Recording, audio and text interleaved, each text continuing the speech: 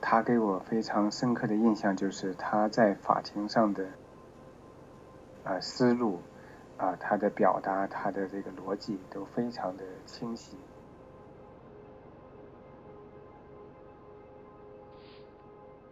当时我听说这件事之后呢，我跟曹大姐在 Skype 上通了几次话，至今曹顺利还在我的 Skype 联系人里面，我不让删去了。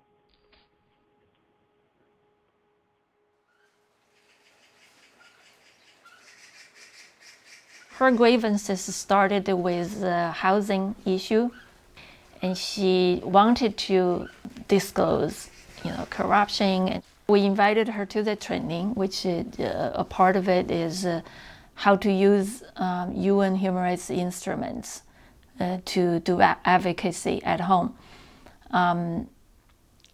She came in with a group of about 30 people, and she was the only one who had already known about the UPR and inside and out. She knows all the details, and she even produced a big stack of documents of victims of violations, and we were totally amazed. We've been doing this training for 8 years. We never met a person like that.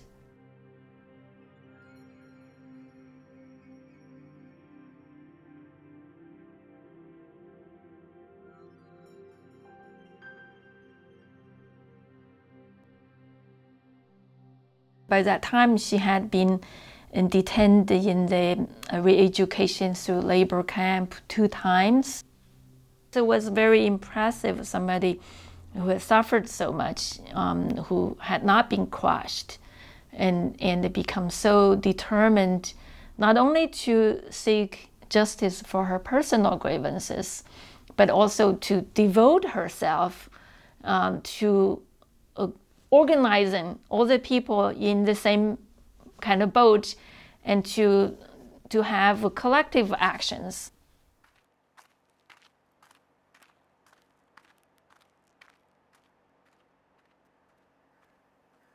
我现在是在远近中，我们很思念曹大姐。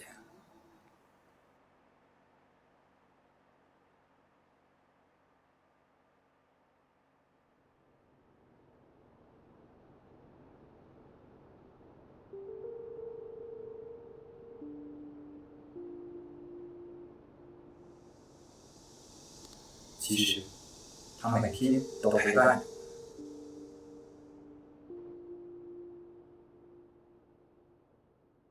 She's very soft-spoken,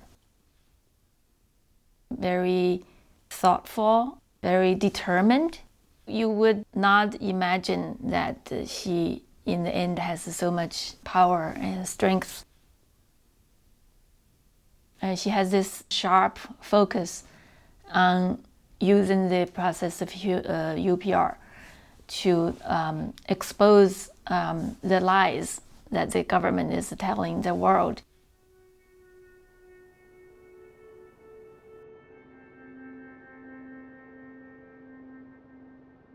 Every activist in China knows that right now the most popular crime used against them is gathering a crowd to disrupt public order. And so she really wanted to avoid that.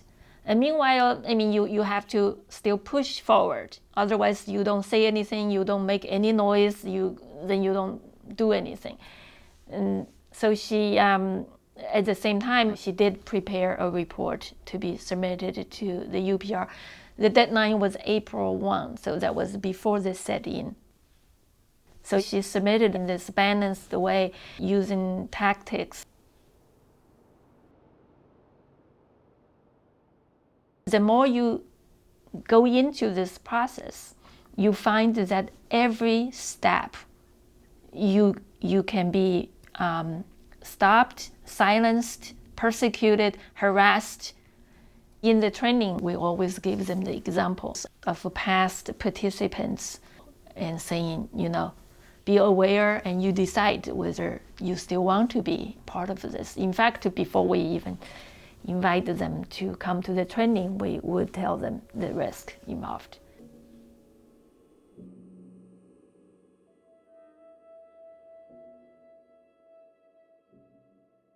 We provided her with training in early 2013 in relation to the use of international human rights mechanisms to promote human rights at the national level. And it was en route to an ISHR training course in Geneva that she was intercepted and detained by Chinese police at Beijing airport. She was charged with illegal assembly and picking quarrels and making trouble. And that's kind of a catch-all phrase for human rights activists or for human rights defenders in China. It's a way to shut them up, a way to silence them, and to make sure the world doesn't see them anymore, doesn't hear them, but it also serves as a threat to others who do this work.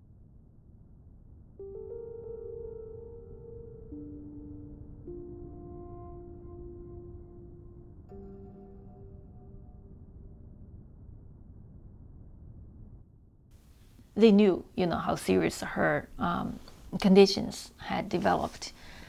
So after 5 months in detention, they reject repeated requests by the lawyers and family to have her on bail for medical parole or, waiting for trial outside. They rejected that, and then suddenly, when she was rushed to the emergency room, they asked the family and lawyers to sign this paper for her bail. And so everybody at the time said, no, there's no way, family and lawyers should sign that paper, because now they want to wash their hands of any responsibilities in the case she died. And then one day when the family weren't at the hospital, the government just went to the hospital, issued that paper and gave it to the hospital, said she's no longer in detention.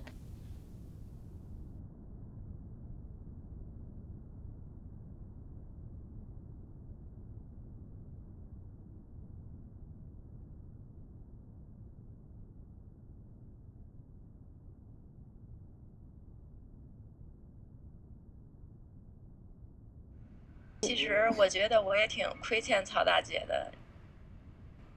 我觉得我可能好多事情没有来帮上她的忙，没有来和她一起做，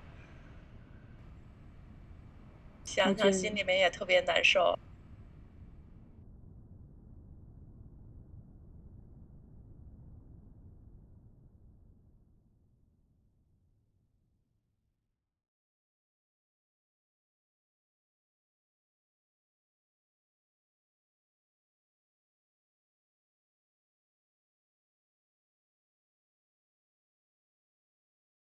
Among the recommendations accepted today is one to ensure that human rights defenders can exercise their legitimate activities, including participation in international mechanisms, without being subjected to reprisals. Describing this as already implemented is manifestly untrue. A flagrant case of deadly reprisal is that of Chinese human rights defender Shunli. Shunli died for her attempt to cooperate with the UPR, for her unwavering dedication to the human rights struggle in her country. She paid with her life for her conviction that the United Nations top human rights body would offer civil society some of the space that human rights defenders are denied at home in China. Several human rights defenders have since been either disappeared or detained, simply for showing their support for Shunli. Mr. President, as a Council member, China must uphold the highest human rights standards and fully cooperate with the Council. Shunli's detention, ill treatment and ultimately her death is manifestly incompatible with these obligations. Mr. President, ISHR and others will use the remaining time allocated to ISHR to observe a moment of silence to remember Shunli and human rights defenders everywhere who lose their lives in this struggle. S'il vous plaît, j'ai une motion d'ordre de la Chine. Oui, la Chine. 主席先生，人权理事会5协宪1号决议附件第31段明确规定，在人权理事会核可一国国别人权审查报告前，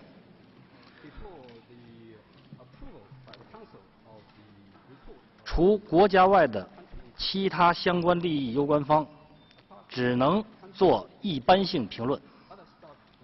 Over time, you can see that the Chinese government's approach has changed. In the past, they would not engage with these international institutions. More often, we've seen that the Chinese government will use international institutions like the UN to silence critics. They'll use them to cover up their own human rights abuses.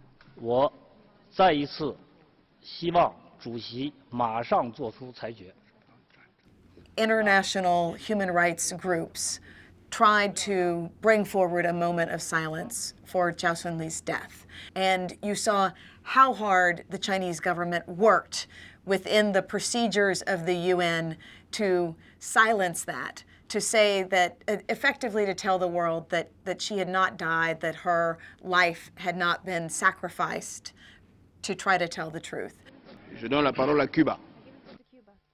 Muchas gracias, señor presidente. Como tengo el uso de la palabra, apoyamos plenamente la cuestión de orden presentada por la delegación de China. Las reglas de procedimiento... يؤيد وفد بلادي نقطة النظام التي تقدم بها وفد الصين حيث إننا بقدر قناعاتنا بحق Venezuela apoya la moción de orden dada por la delegación de China. La délégation algérienne soutient le point d'ordre qui a été soulevé par la délégation chinoise. We knew that some NGO was going to propose. We're all watching and tweeting. And we saw China draw all the rabbits from the hat and trying to stop it without even thinking of the consequences that by behaving that way, they're inadvertently drawing a lot more attention. So we tweeted, Zhao Shunli in the sky, in heaven. They stopped you from going to Geneva to bring your voice, your concerns to the Human Rights Council. And now, because of what happened, your voice now is vibrating in such power. Nobody would ever have anticipated one single individual could have such a loud voice in this chamber.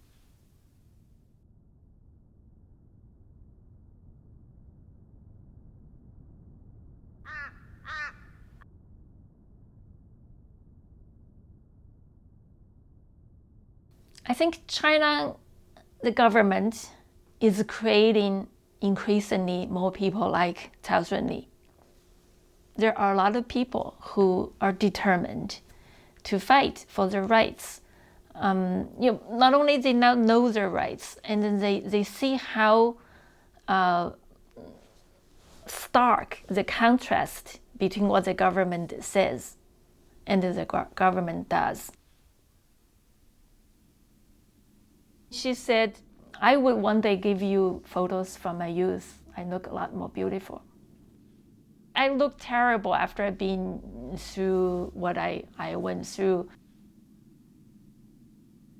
So we never get to see those photos.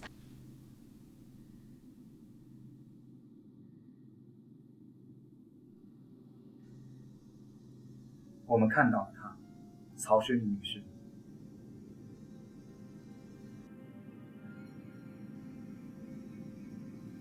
她的精神没有死，她的精神一直陪伴着我们。